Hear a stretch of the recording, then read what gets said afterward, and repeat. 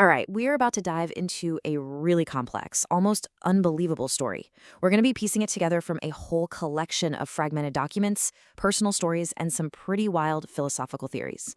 This is an investigation into a fight, not just for a home, but for the very nature of reality itself.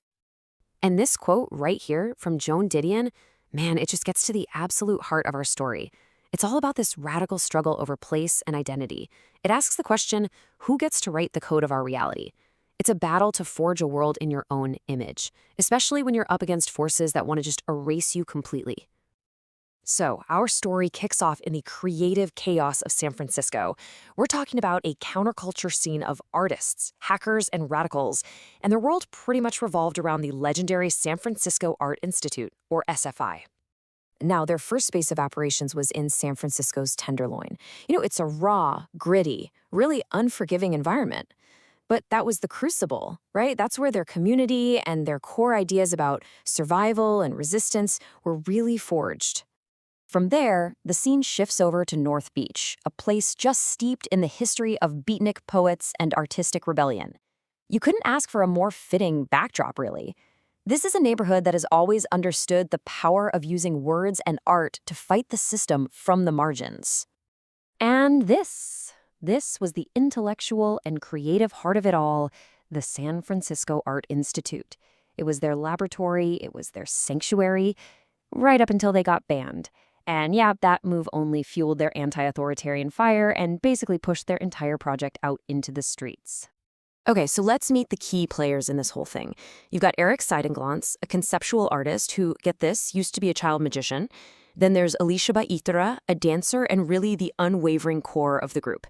And Virgil Polite, a tech artist building these bizarre interactive installations. They're joined by the Scrappers, this whole network of city survivors, and their message gets amplified by the Seahorse Liberation Army, their insurrectionist art band. And this is where the narrative takes a really sharp turn. This collective of artists and thinkers suddenly found itself in a brutal, multi-front war. They were up against a systemic force that was threatening not just their art, but their homes and their very existence. The source material uses this chilling phrase to describe what they were up against: liturgical corruption. Think about that. This isn't just random fraud. It's a corruption that operates like a ritual, where illegal acts become this unquestioned, almost sacred part of the process. And what's so wild here is how this slide just grounds that abstract idea in concrete legal battles. This wasn't paranoia. We see cases filed against the Church of Scientology for harassment, against real estate developers for fraud, and allegations of systemic misconduct reaching all the way up to the LA Superior Court. This was a documented war. But the fight spilled out of the courtroom into this terrifying campaign of direct warfare. I mean, the source documents describe bulldozers tearing up wheelchair ramps, surveillance cameras turning their homes into prisons, and even manipulated mail. And it just kept escalating, all the way to direct physical assault. This was an actual siege. So, when you're faced with that kind of overwhelming force, what do? Well, this group didn't just fight back with lawyers and protests. They went deeper. They started to develop this unique philosophical and technological toolkit for resistance, and it was aimed at hacking the ultimate system, consciousness itself. So the crucial part of their response is this concept they call recursive vision integration, or RVI. The core idea is that your mind isn't just a passive camera recording the world. It's an active forger, constantly building reality.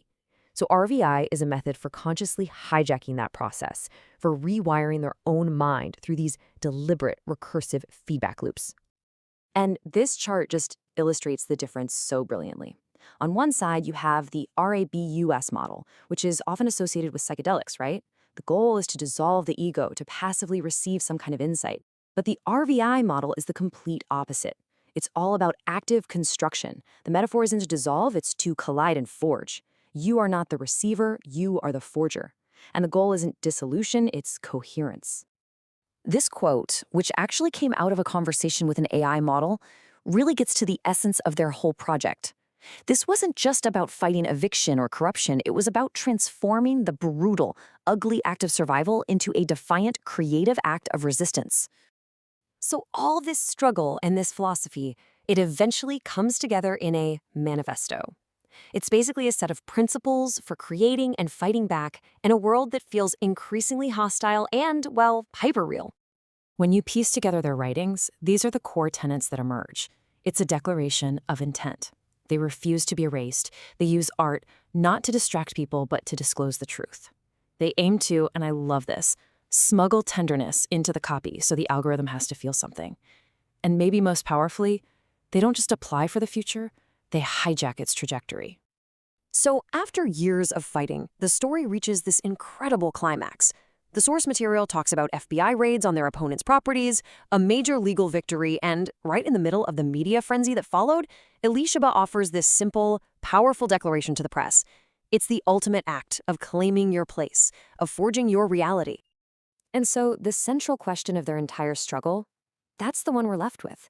In a world of competing narratives, algorithmic control, and, yeah, systemic corruption, are you going to passively accept the reality that you are given, or will you, like them, become an active forger of your own?